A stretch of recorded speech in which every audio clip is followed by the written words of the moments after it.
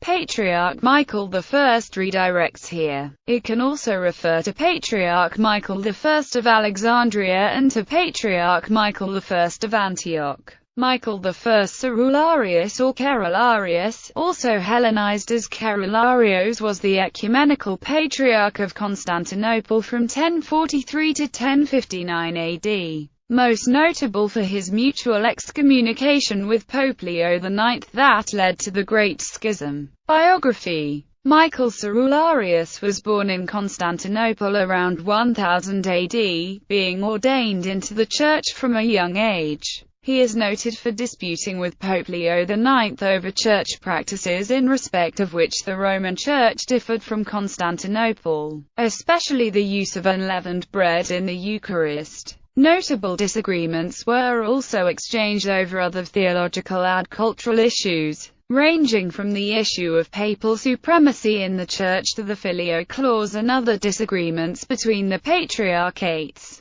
Pope Leo IX sent a letter to the Patriarch in 1054, that cited a large portion of the donation of Constantine, believing it genuine. The first pope who used it, the donation, in an official act and relied upon it, was Leo IX. In a letter of 1054 to Michael Cerularius, Patriarch of Constantinople, he cites the donatio to show that the Holy See possessed both an earthly and a heavenly imperium, the royal priesthood. Some scholars say that this letter of September 1053, the text of which is available in Min. Patrologia Latina, Volume 143, Col. 744 to 769, was never actually dispatched, but was set aside, and that the papal reply actually sent was the softer but still harsh letter Scripta Tua of January 1054. Leo IX assured the Patriarch that the donation was completely genuine, not a fable or old wives' tale, arguing that only the apostolic successor to Peter possessed primacy in the Church.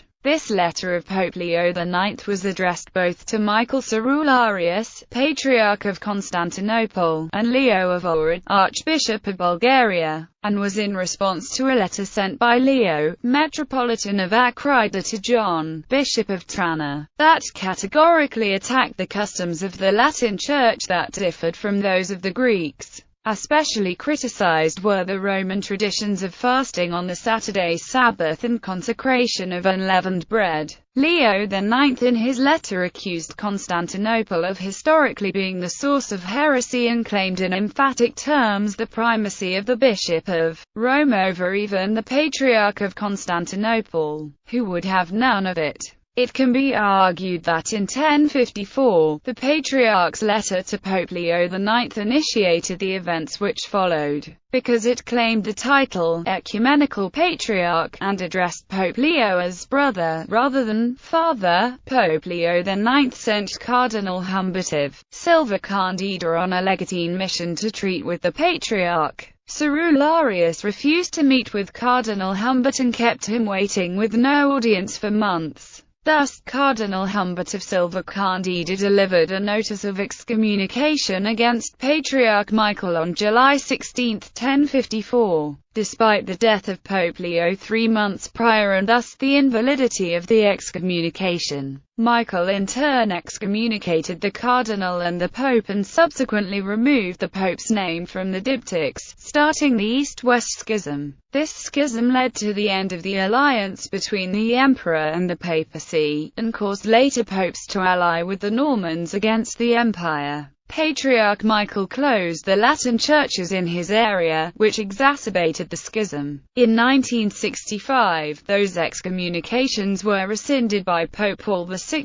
and Patriarch Athenagoras, when they met in the Second Vatican Council, although the excommunication delivered by Cardinal Humbert was invalid. This gesture represented a significant step towards restoring communion between Rome and Constantinople. The short reign of the Empress Theodora saw Michael intrigue against the throne. Michael Psellus notes that while their initial relations had been cordial, once Theodora took the imperial throne, they entered into open conflict. as Michael was vexed because the Roman Empire was being governed by a woman, and on this topic, he spoke his mind freely. The historian suggests that Theodora would have deposed Michael for his open effrontery and sedition, had she lived longer. Cerularius had a hand in negotiating the abdication of Michael VI Stratioticus, convincing him to step down on the 31st of August 1057, in favor of the rebellious general Isaac, for whom the army declared on the 8th of June.